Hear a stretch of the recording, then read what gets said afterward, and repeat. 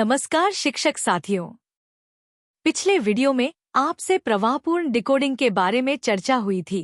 आज हम उसी कड़ी में पढ़कर समझने की रणनीतियों पर चर्चा करेंगे। साथियों, हम इस बात से तो वाकिफ हैं ही कि डिकोडिंग के साथ साथ समझ पर काम करना जरूरी है। इसके लिए आवश्यक है कि हम पढ़कर समझने से जुड़ी रणनीतियों पर कार्य करें। यदि आप चाहते हैं कि सभी बच्चे समझते हुए पढ़ना सीखें, तो कक्षा में पाठ पढ़ते समय उस पर खूब चर्चा की जानी चाहिए। इस वीडियो में हम समझते हुए पढ़ने की 4 रणनीतियों को जानेंगे। अनुमान लगाना। अनुमान लगाने का अर्थ है पाठ पढ़ते हुए अपने पूर्व ज्ञान और अनुभव के आधार पर यह सोचते जाना कि पाठ में आगे क्या होगा। पढ़ने से पहले अगर बच्चे अनुमान लगाने लगे तो उन्हें अपनी सोच को केंद्रित करने में मदद मिलती है। अनुमान पर काम करने के चरण इस प्रकार से हैं।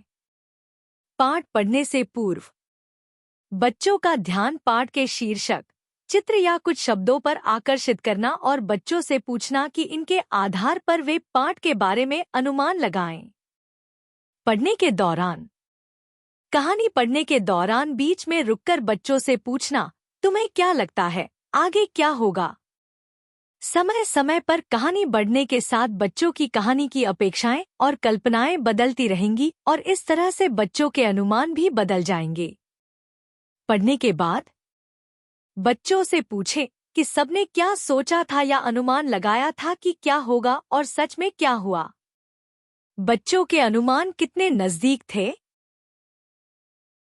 बच्चों के अनुभव और पूर्व ज्ञान को सक्रिय करना।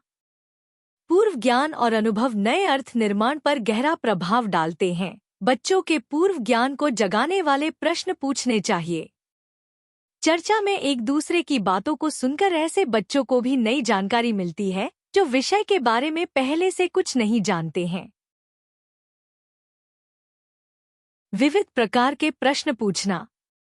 आप जितना ज्यादा उच्च स्तरीय सवाल पूछते हैं, उन पर बच्चों को सोचने का मौका और समय देते हैं, उतना ही बच्चों की सोच, तर्क के कौशल और समझने की क्षमता में सुधार आता है। प्रश्न के कुछ यह प्रकार हो सकते हैं। पूर्व ज्ञान से जुड़े प्रश्न, अनुमान लगाने वाले प्रश्न,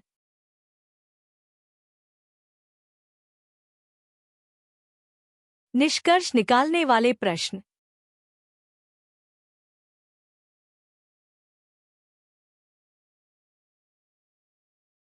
विश्लेषण तर्क राय वाले प्रश्न।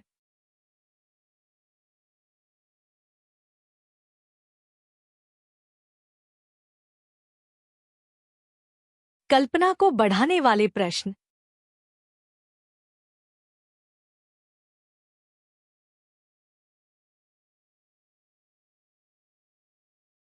जीवन से जुड़ने वाले प्रश्न।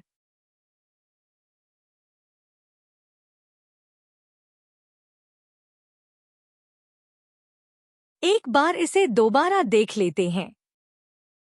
सार संकलन या पुनः सुनना। अंत में पाठ को 1-2 बार फिर से सुनना जरूरी है।